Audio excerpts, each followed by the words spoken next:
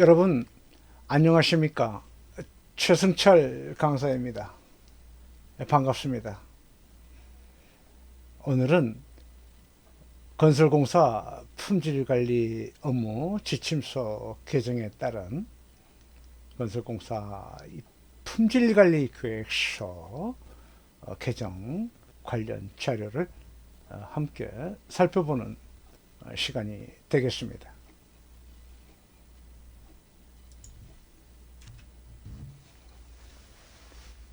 건설공사의 그 품질 관리라고 한다면 품질 관리를 하기 위한 그 능력이 있어야 된다. 그렇죠? 품질 관리를 하기 위한 능력. 그럼 이제 품질 관리 능력의 요소를 이제 능력 단위라고 한다면 능력의 단위. 그 능력 단위가 10개가 있습니다. 10개. 그 10개 능력 단위는 그 국가 직무 능력 표준이라고 하는 그 NCS 능력 단위에 따르면 건설 품질 관리는 10개의 능력 단위를 가지고 있다. 자, 처음에 품질 관리를 분석을 하고 그 현장의 그 품질 관련 제반 내용을 분석을 하고, 두 번째는 품질 분석한 내용을 기반으로 현장에 품질 계획을 수립을 하는 겁니다. 품질 계획 수립. 자, 품질 계획의 수립을 하는 그 범위는 착공 단계에서 종료되는 시점을 얘기하는 거겠죠.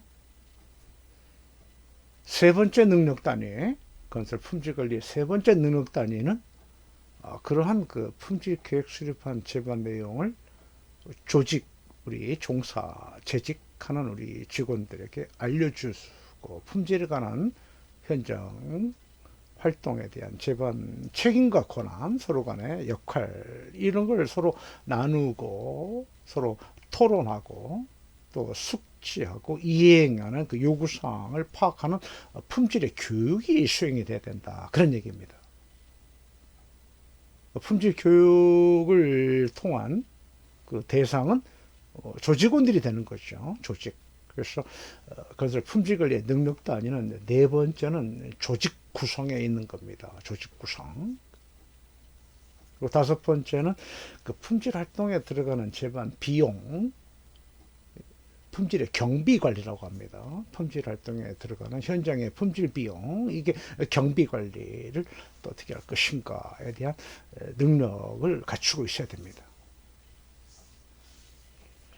그리고 이제 그 다음 단계가 이제 여섯 번째가 품질의 자료 관리라고 합니다. 품질의 자료 관리. 건설공사 현장에서 필요로 하는 품질의 자료, 우리가 그동안 공부해왔던 품질 활동의 문서화된 정보, 이게 자료가 되지 않겠습니까? 그렇죠? 문서화된 정보를 유지하라. 이건 품질의 자료를 얘기하는 거거든요.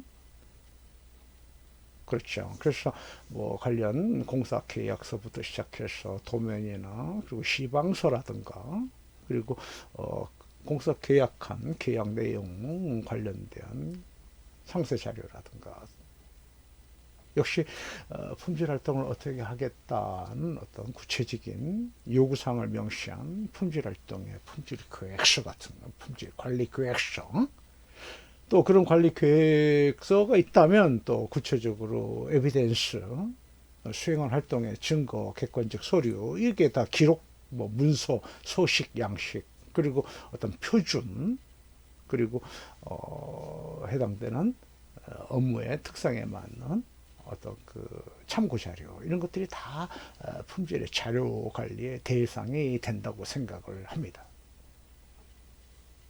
여러분, 건설공사에서 품질의 영향을 가장 우리가 많이 고려할 수 있는 대상이 있다면 제품 측면에서 제품 품질 생각한다면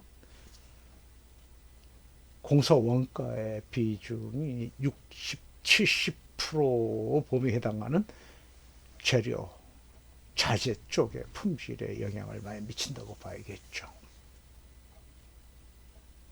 그래서 건설공사 이 품질 관리의 능력 단위에 해당하는 7번째 내용이 자재 품질 관리가 되겠습니다. 자재 품질 관리를 수행하는 데는 그렇죠. 모니터링이라는 용어를 우리가 많이 이번 시간에 공부를 같이 했습니다.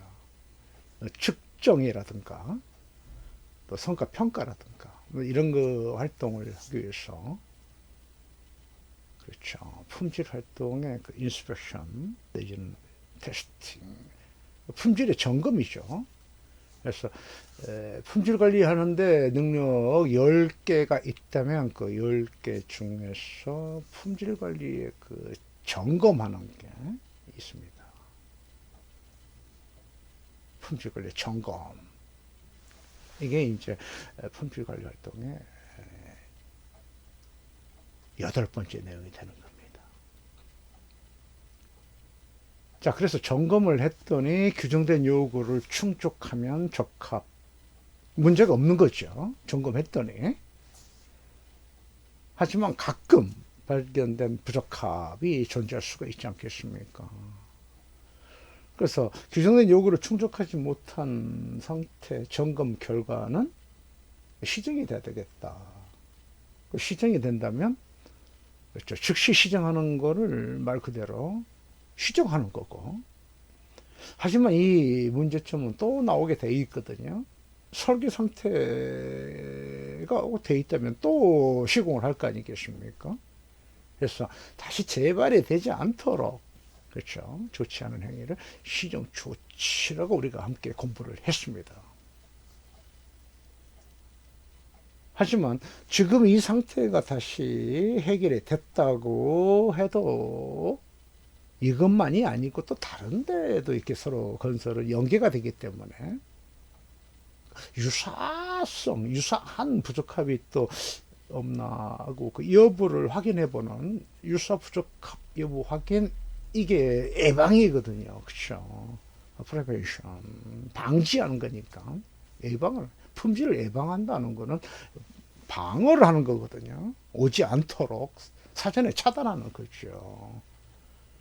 그래서 부적합이 나오면 시정하고 시정이 된 게 재발되지 않도록 시정 조치를 하고 그다음에 이제 예방을 하고 최종 마지막으로 근본적인 원인을 조사해서 이러한 자주 발생되는 문제점이 왜 이렇게 야기가 되나 하고 설계 상태도 볼 수 있고 공사 계약 조건도 확인할 수도 있겠고 내지는 현장의 특성도 고려해야 되고 이걸 다 재반적으로 묶어서 근본적인 원인을 제거하는 최종 마지막 활동의 예방 조치가 있습니다.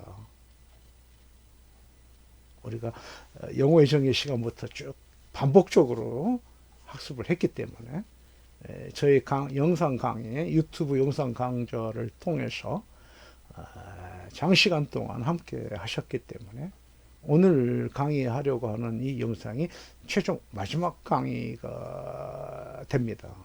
따라서 저희 영상을 쭉 이렇게 봐주셨던 분들은 저희 강의 내용에 대해서 이해가 되리라 믿고 또 아주 쉬운 서로 대화를 하는 겁니다. 의사소통이 지금 되고 있는 겁니다. 그렇죠? 그래서 방금 말씀드린 규정된 요구에 불충족, 충족하지 못한 상태가 부적합, 그다음에 시정 조치, 예방 조치 이걸 다 묶어서 하나의 용어로 우리 NCS 국가직무표준 능력 단위에서 9번째에서 말하는 품질의 사고, 품질이 사고 난 거잖아요. 그렇죠? 를 예방 관리한다. 이렇게 묶어서 9번째 능력 단위가 품질의 사고 예방 관리가 되겠습니다. 자, 마지막 10번째, 최종 마지막이 품질 관리 성과 분석입니다. 품질 관리 성과 분석. 자, 정리 차원에서 처음부터 한번 다시 말씀 올리겠습니다. 품질관리 분석, 품질관리 계획 수립, 품질관리 교육, 품질관리 조직 구성, 품질관리 경비관리, 품질관리 자료관리, 자재 품질관리, 품질관리 점검, 품질사고 예방관리, 품질관리 성과 분석 10개입니다. 10개의 활동을 수행을 해야 하는 대한민국 국가에서 직무 표준 내셔널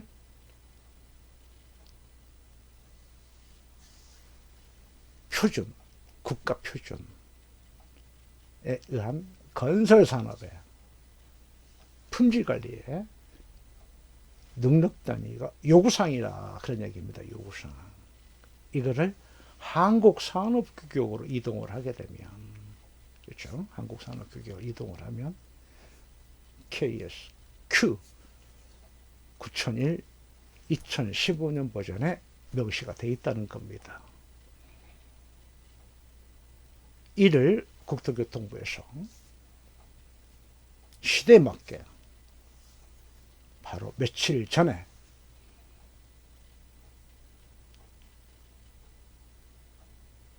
(2020년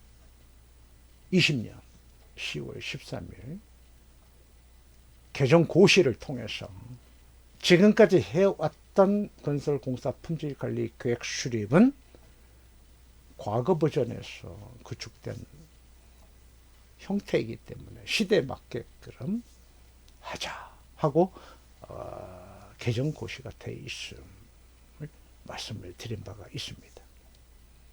여러분, 제가 준비한 영상은 대분류로 용어가 있고, 화면을 잠깐 좀 같이 보시면서 용어가 있었고, 그 용어를 기반으로 요구사항이라고 규격이 있었습니다. requirement. 그 요구는 이렇게 고객이 요구할 수도 있는 거고, 법으로도 요구할 수 있는 겁니다. 그렇죠? 또 우리 회사 또는 우리 현장이 이렇게 할게요 하고 자체적으로 문서화를 만들 수가 있어요. 품질관리 계획을. 이게 요구사항이 있지 않습니까? 그 요구는 이행을 해줘야 약속이 되는 거잖아요. 그쵸? 약속. 그쵸? 요구를 했으니까 맞춰주면 되잖아요. 그러면 문제가 되지 않잖아요. 요구를 했는데 이행이 되지 않으니까 약속이 사회적인 약속이죠, 사실. 또 계약 요건도 될 수 있습니다. 이행이 되지 않으면, 그렇죠. 거기에 따르는, 그렇죠. 상호간의 불만이라든가 불평이라든가 내지는 관련된 분쟁, 여러 가지 요인들이 나와서 뭐 크레임도 있고, 그렇죠. 가장 좋은 방법은 적합성이죠. 적합성. 그죠. 규정된 요구를 충족한다는 거 적합이죠. 그죠. 규정된 요구를 충족하지 못하면 부적합이죠. 그렇죠. 부적합을 해결할 수 있는 방법은 강사가 다 말씀을 드렸습니다. 시정조치, 예방조치를 통해서 개선하고, 개선한 상태가 지속적으로 개선하자. 이게 품질 경영 시스템의 목차 순이거든요. 그렇죠. 이렇게 강의를 진행을 해왔었습니다. 그리고 이제 관련 근거가 되는 품질 관련 지침서, 건설기술 그 진흥법, 그렇죠?를 기반으로 하는 국토교통부 업무수행 지침서, 이게 고시가 개정이 됐다는 거, 고시 내용이 됐었고, 거기에 수반하여 상세 고시 내용인 품질관리계획서 개정 내용을 지금 오늘 이 시간에 같이 살펴보고 강의를 최종 마치려고 하는 것입니다. 강사가 그 유튜브 영상 강좌를 처음 준비할 때 그 대분류 목차를 이렇게 뭐 1차 시, 2차 시, 3차 시, 4차 시, 만약에 그 집체 강의하는 기존에 강의했던 방식, 강사가 건설기술교육 그 기관에서 이제 강의를 좀 오랫동안 수행을 했다면 통상 4시간 강의를 했었거든요. 그럼 4시간이 이제 1차 시, 2차 시 이렇게 했을 때 강사가 이렇게 2개의 영상을 하나로 묶어서 1시간 강의하고 그다음에 2차 시 2시간째 강의하고 3차 시, 4차 시에서 4시간 강의할 수 있는 그 내용을 매 시간마다 분류를 이렇게 해서, 왜냐면 유튜브 그 영상 강의의 특성이 이렇게 1시간 동안 그 러닝 타임이 좀 곤란하다고 하더라고요. 집중 교육은 좀 가능한 것 같은데 영상 교육은 한 20분, 30분이 경과되면 좀 지루하다고들 주변에서 말씀들 하셔서 30분 영상을 생각한다면, 그렇죠. 통상 강의는 50분 하는 거니까. 그래서 이렇게 제가 2개를 나누다 보니까 실제로 영상은 편집하는 과정에서 좀 더 이렇게 몇 개가 더 추가로 만들어져서 영상은 다 합하면 대략 한 10개 이상 이렇게 좀 편집이 된 것 같습니다. 영상 처음 그 용어부터 시작해서 지금 오늘 하려고 하는 마지막 영상까지를 풀 버전으로 함께 학습하시고, 그리고 주변 우리 기술인들하고 함께 공유를 하면서 같이 함께 하시면 앞으로 6개월 후에 시행을 하게 되는 품질관리계획서 작성 수립도 크게 어렵지 않은, 그렇죠. 집체교육에서 한 30시간 이상 학습하는 효과가 유튜브 강좌라는 그 특성의 그 장점, 아주 유익한 장점이 있어요. 첫째는 계속 반복적으로 이렇게 시청할 수 있고 들을 수 있고, 그렇죠. 두 번째로 강사의 강의 스킬이 했던 말을 계속 반복을 합니다. 그 이유가 있습니다.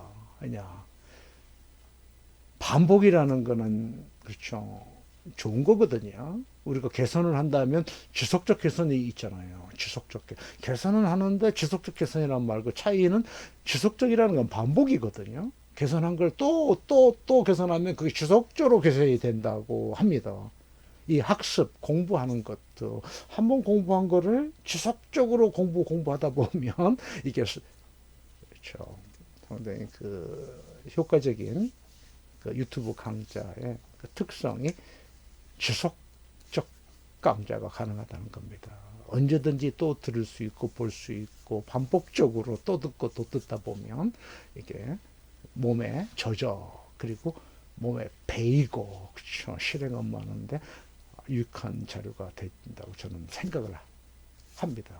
그래서 강사의 강의 스킬은 했던 말을 또 하고 했던 건 의도성이 있다는 겁니다. 왜? 중요하고 또 들음으로 인해서 이제 하얀 백지 도화지에 색깔을 칠하는 겁니다. 지금 우리가 빨간색, 파란색, 까만색을 칠하는데 반복적으로 듣다 보면은, 그렇죠, 평생 가는 각인이 되는 거죠. 각인, 그렇죠. 그런 관점에서 강의 스킬은 반복적으로 언급을 해서 이해를 시키고, 두 번째 강의하는 톤, 말하는 이 스피치도 되도록이면 천천히, 왜냐하면 듣는 사람 입장에서, 말하는 사람은 시간에 쫓겨서 말을 빨리 하다 보면 듣는 사람은, 그렇죠, 이해가 좀 덜 될 수도 있겠고, 그래서 강의 스킬은 강의를 좀 오래 해왔던 저희 그 강의 스킬이 몸에 배어서 그랬는지 모르겠습니다만, 가능한 한 듣는 사람 편하게 수강자 입장에서 강의를 좀 해왔음을 말씀을 드립니다. 마지막 시간까지 저희 강좌, 영상 강좌 유튜브를 시청해 주신 기술인 여러분들에게 감사의 말씀을 드리면서 마지막 강의를 시작하려고 하는 것입니다.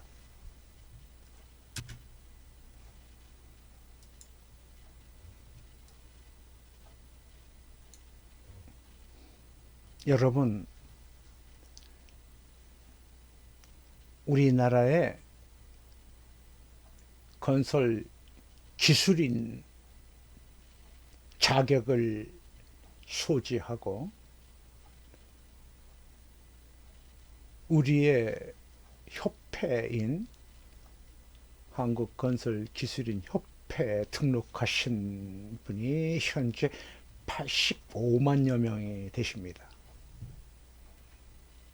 모두 같이 대한민국의 최고의 실력을 가지고 학력과 경력과 라이센스를 소지하신 분들이 85만 명이 대한민국 건설을 끌고 가시는 핵심의 인재들이라고 저는 생각을 합니다. 전공별로 토목, 건축, 기계, 전기, 설비, 조경, 국토개발, 조경 관련 자기 전공 분야별로의 특성에 맞는 활동을 다 하고 계시지만 우리의 일터, 우리의 삶의 현장은 시공의 현장입니다. 각기 전공은 다르지만 기술은 자기 전공은 다르지만 시공 현장의 울타리에 함께 모이면 현장 소장님을 중심으로 한 식구가 우리가 원하는 프로젝트를 성공적으로 결실한 시공과 발주처의 요구 계약 조건과 관련 법규 이행과 주변 주민들과의 관계 완전한 만족도를 충족시키고 우리는 현장을 공사를 시공을 기술을 수행하는 엔지니어입니다. 우리가 공부하는 건설 품질 관리는 전공이 공통입니다. 건축 전공도 건축의 품질 관리가 있고 토목도 토목의 품질 관리가 있습니다. 이를 우리는 QC 쪽으로 기술 품질 관리 쪽으로 생각을 합니다. 현장 소장님 중심으로 우리 모두는 성공적인 현장은 적정 공기 준수 또는 실행 예산 범위를 초과하지 않는 원가 관리와 고객 만족을 고려한 성실한 시공을 약속을 했습니다. 처음 계약 조건부터. 그렇죠. 결론은 고객 만족은 우리도 이익을 보고 고객도 이익을 보자는 공통 이익의 관점에 초점을 우리는 맞추는 겁니다. 기술은 다르고 전공은 다르지만 현장 소장 중심으로 우리는 최소의 비용, 시간, 최대 이익의 고려 창출, C분의 F는 가장 가치가 높은 value, 가치의 엔지니어링, VE를 하는 우리 종사 조직원들이라고 저는 생각을 합니다. 전공은 다르지만 VE를 하는 멤버들입니다. 우리는. 그렇죠. VE를 하기 위한 공통 약속이 품질 관리 계획이라는 겁니다. 경영입니다. 경영. 그렇죠. QC 활동이 QM으로 간다는 겁니다. 우리 공부했습니다. QC와 QM의 차이. 퀄리티 컨트롤과 퀄리티 매니지먼트가 합하면 T, 토탈이라는 단어가 나오지 않습니까? TQC, TQM이 되는 겁니다. 이거를 국제 표준화 스탠다드 하십니다. 이게 품질 경영 시스템이 그래서 흔히 ISO라고 하고 우리는 이를 KSQ 그렇죠. 품질은 KS 알파벳 순서에 의해서 KS A, B, C 이렇게 나갈 때 우리 품질은 Q 쪽입니다. 환경은 KS I 이렇게 되죠. 일단 KSQ 9001 2015년 버전이 계속 5년 정도 주기마다 변경이 되니까 국제 표준이 바뀌면 한국 산업 규격이 바뀌고 한국 산업 규격이 바뀌게 되면 각 직무별로 우리는 건설이잖아요. 직업 우리 산업은 우리 건설에 맞게끔 당연히 바꾼 거죠. 2015년 버전으로. 물론 개정하는데 고시 날짜가 좀 1년이 좀 늦을 수도 있고 좀 빠를 수도 있고 그렇죠. 중요한 얘기는 국제 표준이 있다고 한국 산업 교육이 있다는 겁니다. 그래서 우리 국토교통부가 이번에 개정 고시한 내용이 아주 적합하게 시행이 되고 있고 그리고 이게 또 주기별로 또 다음 국제표준 한국산업규격이 개정돼 또 이렇게 변화된 모습이 우리에게 다가올 겁니다. 여러분, 새롭게 개정되는 것이 갑자기 바뀌는 거 아닙니다. 기존에 있는 그렇죠. 해왔던 업무를 기반으로 이렇게 시대에 맞게끔 조금 바꿔나가는 거거든요. 그렇죠. 아무것도 없는 상태에서 갑자기 되지 않습니다. 우리 지금 사용하는 스마트폰도 그렇죠. 오늘의 스마트폰 있기 전에는 버전이 다르지 않습니까? 그렇죠. 5년 전, 10년 전의 스마트폰과 지금의 스마트폰은 천지 차이다 그럽니다. 그렇죠. 똑같은 겁니다. 우리 건설도 5년 전, 10년 전의 품질과 지금의 품질은 확 다르다 그런 얘기입니다. 여러분, 건설공사 품질관리계획서는 전공은 다르지만 현장 소장 중심으로 경영을 하는 데 있어서 고려되는 요구사항들의 특성에 맞는 건설의 특성에 맞는 requirement를 이런 사회적 약속인 겁니다. 약속을 수행하기 위해서 우리는 이렇게 할 거야 하고 우리 현장 특성에 맞게 바꿔줘야 되는 겁니다. 규모가 큰 현장의 품질관리 계획서를 규모가 아주 작은 그렇죠. 100억, 1000억 하는 현장의 품질관리 계획서를 공사금액 10억, 20억, 50억 하는 규모가 적은 현장의 품질관리 똑같은 업무를 할 수가 있습니까? 안 되지요. 그거는 사람도 없고 시간도 촉박하고 그리고 업무하는 데 있어서 배치되는 직원도 그렇죠. 그런 걸 다 고려한다면 정확한 정답은 품질관리계획서는 가감 수정이 돼야 된다. 현장 특성에 맞게. 가감 수정할 때 함부로 하는 게 아니다. 원칙이 있단다. 원칙은 그렇죠. 상위 버전은 한국산업규격이고 한국산업규격을 기반 토대로 건설에 맞게 하는데 최종 마무리 가이드라인 그거를 벗어나면 안 된다. 그거는 안 된다. 그거는 지켜야 된다. 이게 국토교통부 고시 품질관리 계획서입니다. 우리가 턱걸이를 하는데 턱걸이 할 때 한 개, 두 개 숫자를 헤아리고 하는 거는 턱걸이가 기준인 겁니다. 그렇죠. 턱과 철봉과 사이 그렇죠. 한 개, 두 개 올라가는 겁니다. 그렇죠. 근데 여러분 철봉, 턱걸이 할 때 철봉은 법입니다. 숫자를 헤아릴 수 있는 기준의 법입니다. 그거는. 그 법을 우리는 고시라고 합니다.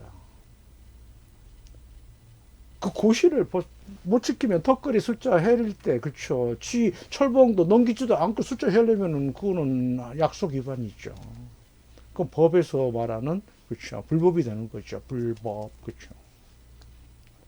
그래서 우리 건설의 그 활동에서 법만 지키면 된다는 의지와 또 법만 지키겠다는 생각과 법만 지킨다는 규정, 이거는 문제가 있는 겁니다. 그렇죠. 물론 법 지키기도 힘들어 죽겠다 그런 표현들을 합니다만은 여러분 법보다 더 이상적이고 더 상위 버전이 뭡니까? 도덕과 윤리, 그렇죠. 도덕성과 윤리성이 강하면 법은 존재할 필요가 없다는 얘기가 되는 겁니다. 바로 그겁니다. 우리가 오늘 공부하는 한국산업규격은 법이 아닙니다. KSQ 9001 2015년 법 아닙니다.